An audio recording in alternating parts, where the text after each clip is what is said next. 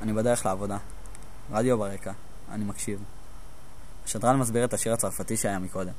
זה על מישהו שלא יכול לישון, לאכול או לשתות מרוב אהבה. אני גם לא ישן. כבר יותר מדי זמן. השיר שמח. אני לא מבין את המילים. אבל אני מבין למה בחור מנגינה כל כך שמחה לכאב הזה. שכל כך קשה לשחרר אותו. שהוא כבר חלק ממני. כאילו נולדתי לחוב אותך. אני מוצא דברים שכתבתי.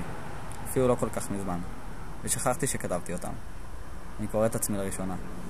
אני מופתע כשזה מדבר אליי. חוזר הביתה. אני קורא ספר באוטובוס. אחרי כמה עמודים על אהבה, אני מניח חזרה בתיק. וחושב על שיר צרפתי שמח. זה יותר כואב מיריעה בברך. וזה נשמע לי מאוד, מאוד כואב.